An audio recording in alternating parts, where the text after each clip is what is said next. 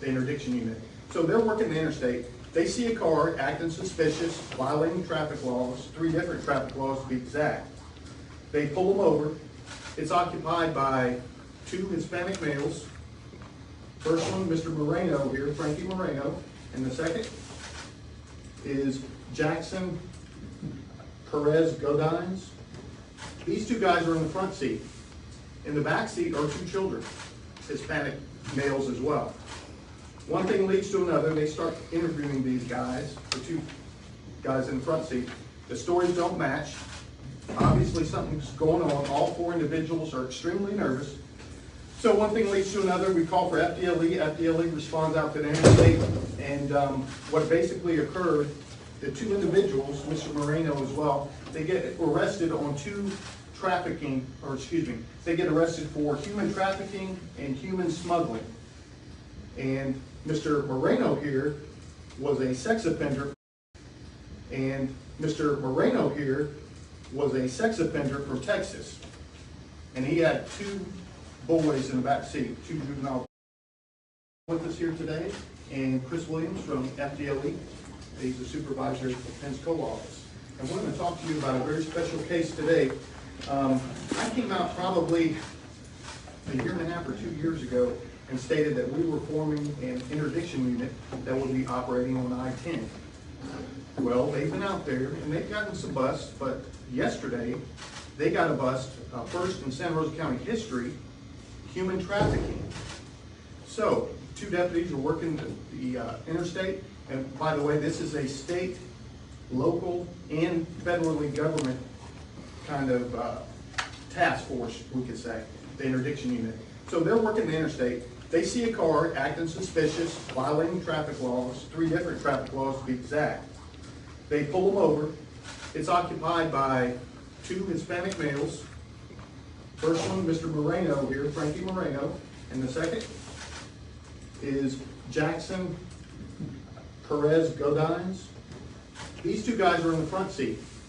In the back seat are 2 children, Hispanic males as well. One thing leads to another. They start interviewing these guys, the 2 guys in the front seat. The stories don't match. Obviously something's going on. All 4 individuals are extremely nervous. So one thing leads to another. We call for FDLE. FDLE responds out to the interstate. And what basically occurred, the 2 individuals, Mr. Moreno as well, they get arrested on 2 trafficking, or excuse me, they get arrested for human trafficking and human smuggling. And Mr. Moreno here was a sex offender from Texas.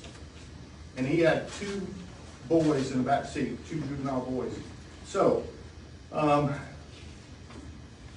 the interdiction unit has paid off. It's been paying off, but this one, I mean, getting drugs off is one thing. Getting drugs off the street, that's one thing. But getting these guys off the street is really big, because this is what they do for a living. They take advantage of kids.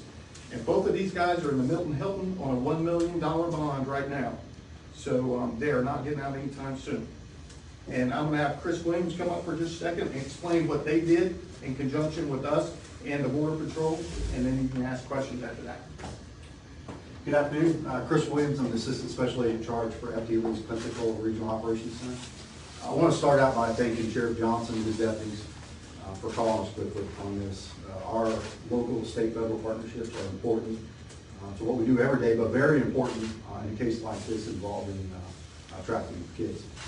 I'm not going to talk real specific about the arrest yesterday because it is still under investigation, has a statewide nexus, and we're still looking into things. But I do want to talk about human trafficking in general. It's more prevalent than most folks think, and it's rather difficult to spot. His deputies are spot on in recognizing the signs of human trafficking. Attorney General Moody has a website that you can go to. It is YouCanStopHT, HT for humantrafficking.com, YouCanStopHT.com. And that website talks about some of the signs of human trafficking, and there are many, but we'd like the public to become familiar with that. If you become aware of something like that, call local law enforcement, call FDLE, report that activity or any suspicious activity on the See Something, Say Something now. We will provide a news release at the conclusion of this press conference. It has the information that we can release right now, But again, it's an ongoing investigation. But I just want to again thank the sheriff for continued partnership and being able to arrest two bad guys and essentially rescue two young male juveniles yesterday. So it was a good day on the interstate. Thank you, Chris. And also, I want to thank the Border Patrol. Anytime we call these guys, they respond out and they help. They're a big help. And they have a full plate, trust me. If you watch the news at 6 o'clock, they're always in it, especially at Texas. And you see them in California and Arizona, but it spreads over here too. As we just found out on our interstate, the trafficking comes through here. I believe they were en route to Orlando. Other parts of the state, Yeah, yes. someplace south Florida was where they were going, and they come through Santa Rosa County to get there. So we make the stop, and next thing you know, we got two really bad guys off the street, and here we are. So, any questions? Yes, sir. How are the two children related to the adults? Were they kidnapped? Were they brought into the country, or were they just taken from Texas? We can't get too specific, but they were not related to the two adults in any form or fashion. No relation whatsoever. Where exactly did that traffic stop happen? And you said there were several violations. If you can go into more detail.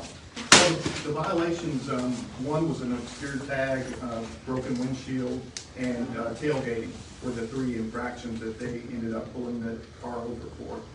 And what was the other part? Where exactly did this traffic stop happen? I-10, mile marker 26. Eastbound or westbound? Eastbound? Eastbound. Eastbound, Mark. You said suspicious, acting suspicious, like, I mean, I know you guys sort of have a sense for that, but when you say that to the layman that doesn't, what do you mean by that? Well, and maybe I misspoke. Basically, they pull them over for the traffic violations, and once they pull them over, they're acting suspicious. They're very nervous. And there's a difference. Everybody gets a little nervous when pulled over by law enforcement.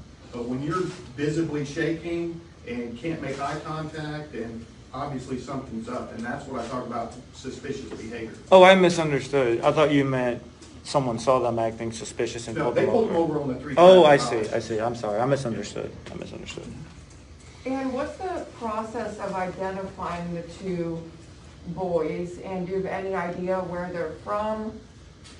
We're not gonna go into that. We can say that they're not in the country legally. We can say that much. Yeah, that's the second charge, smuggling.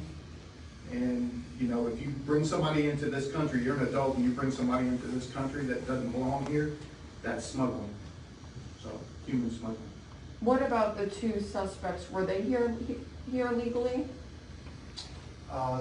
Mr. Moreno is a United States citizen. He's from Texas.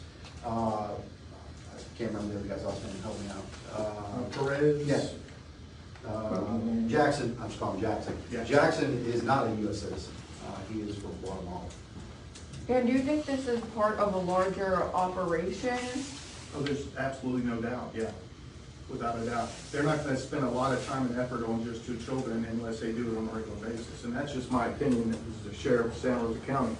There's no point in just bringing two and not going back for more. So, yeah, I would say it's an organization, without a doubt. And this is sorry. Is this believed to be part of a sex trafficking organization? That we're not gonna comment on that. This is a first big success for this unit. Talk about kind of how this makes you feel, knowing that, you know, you could have saved these boys. Well, as I said, they've gotten drugs off the interstate before, and that's a good thing too. But when you rescue two children, it doesn't get better than that. Especially when you have two dirtbags like this. You get these kids away from them, one of which was a sex offender in Texas. That makes you feel really good. And the deputies that actually made the stop, you know, best of the best. What do you think this says about sex trafficking, knowing that you guys just happened to find these two kids on a random traffic stop? Do you think it's more prevalent than people think? And it's happened here. People, you know, drive by may not think that it happens here in Santa Rosa County. Yeah, without a doubt, it's more prevalent. It's kind of like drugs, you know. We get a lot of drugs off the street, but we don't get a high percentage of all the drugs coming through this county. I mean, I can guarantee you, we, on a good month, may get 5% of what comes through this county. And the other 95%, other counties hopefully we'll get down the line, but it's the same way here. This is just the tip of an iceberg, that's all this is. Are you guys identifying exactly how old, the juveniles were? Were they teenagers or how old were they? We'll, once we put out this report today, they'll still be doing, FDLE is gonna investigate even further, and there'll be ongoing press releases once we get more information and more stuff to put out. But right now, this is pretty much all we're gonna say on the matter. Yes?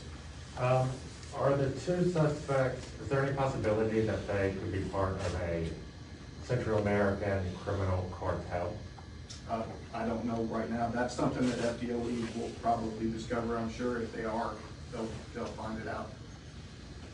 What are the next steps in this investigation? I can tell you that we'll continue to follow up on leads on this investigation, both within our own agency and also our federal partners. And I just want to point out to your point, it is more prevalent than people think. We're currently working other investigations across the state unrelated to this. They're long-term investigations. So when we make a rescue like this, is what I'm going to call a rescue, it's actually kind of rare to do that in law enforcement, to stumble upon something like this. And stumble is probably not a great word, because there's really good police work that led to it. But we'll continue to follow up on leads on this. Again, it goes all over the state, and it'll leave the state as well. But I can't really talk any more about that.